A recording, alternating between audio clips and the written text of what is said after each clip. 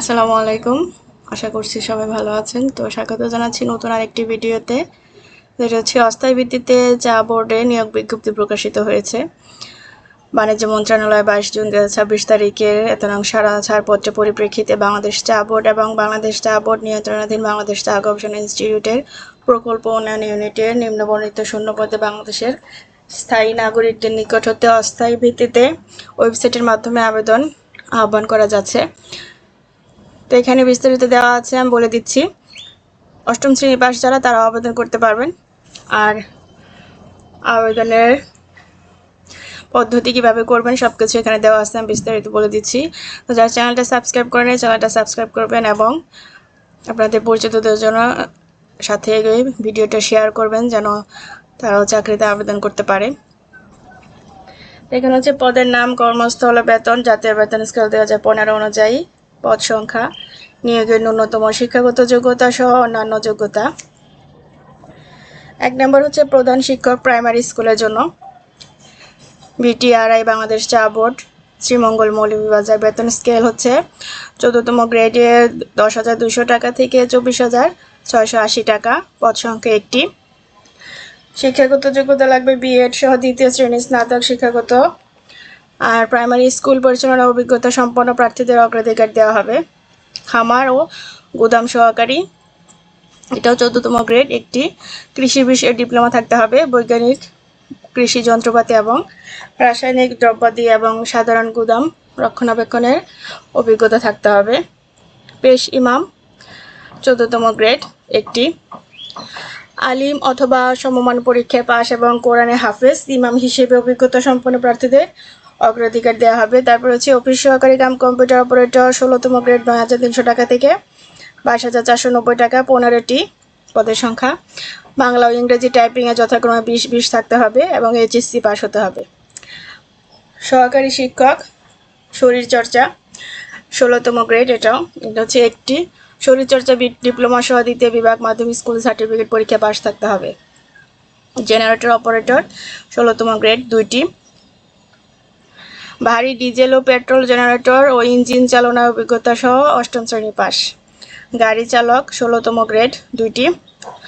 16তম গ্রেডের বেতন হচ্ছে 9,300 টাকা থেকে 22,490 টাকা। আর সরকার অনুমোদিত কোনো প্রতিষ্ঠান হতে ভারী ড্রাইভিং লাইসেন্স প্রাপ্ত কোনো সরকারি বা স্বায়ত্তশাসিত অথবা প্রতিষ্ঠিত বাণিজ্যিক প্রতিষ্ঠানে ড্রাইভিং কাজের অভিজ্ঞতা থাকতে হবে। তারপরে হচ্ছে কুক, 19তম গ্রেড, 8,500 টাকা থেকে 20,570 টাকা বেতন, একটি।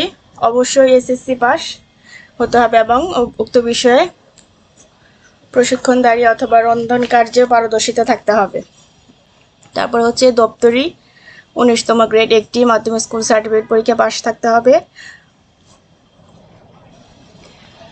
এখানে আরেকটা হচ্ছে গবেষণাগার সহকারী, একটি। 19তম গ্রেড, 8ম শ্রেণী পাস এবং কাজে অভিজ্ঞতা থাকতে হবে। সুঠাম দেহের অধিকারী হতে হবে। অফিস সহায়ক, 20তম গ্রেড, 8,250 টাকা থেকে 20,010 টাকা বেতন, 6টি। 8ম শ্রেণী পাস হতে হবে এবং সেই কাজে সেই সুস্বাস্থ্যের অধিকারী হতে হবে।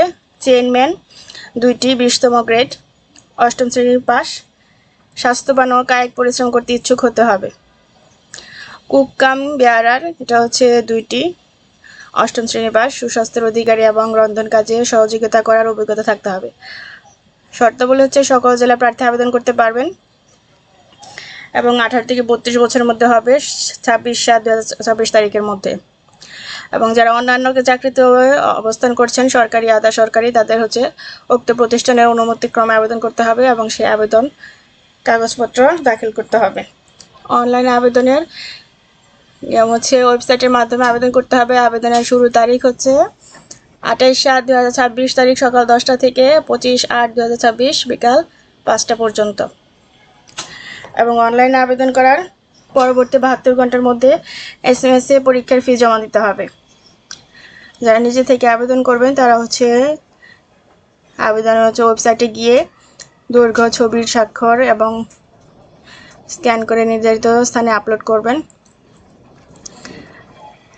এখানে নিম্নোক্ত পদ্ধতিতে যে কোনো টেলিটক প্রিপেড মোবাইল নম্বরের মাধ্যমে 2টি এসএমএস করে পরীক্ষার ফি 1 থেকে 7 নং ক্রমিকের পদের জন্য 100 টাকা এবং চার্জ 12 টাকা, সর্বমোট 112 টাকা, এবং 8 থেকে 13 নং ক্রমিকের জন্য 50 টাকা এবং চার্জ 6 টাকা, মোট 56 টাকা প্রদান করবেন 72 ঘন্টার মধ্যে। প্রার্থীর সকল শিক্ষাগত যোগ্যতা সনদপত্র প্রদর্শন করতে হবে। ইউনিয়ন পরিষদের বা পৌরসভার বাসিন্দা হলে সেই কাগজপত্র লাগবে। আর যারা কোটায় আছেন তাদের কোটার সনদপত্র লাগবে। পরীক্ষা সংক্রান্ত যাবতীয় তথ্য ওয়েবসাইটে পাওয়া যাবে এবং নিয়োগ সংক্রান্ত বিষয়ে মোবাইল নাম্বার দেওয়া আছে, যোগাযোগ করতে পারবেন। তো এই ছিল বিস্তারিত। ধন্যবাদ ভিডিওটি দেখার জন্য। আর যারা আবেদন করবেন নির্দিষ্ট সময়ের আগে আবেদন করবেন।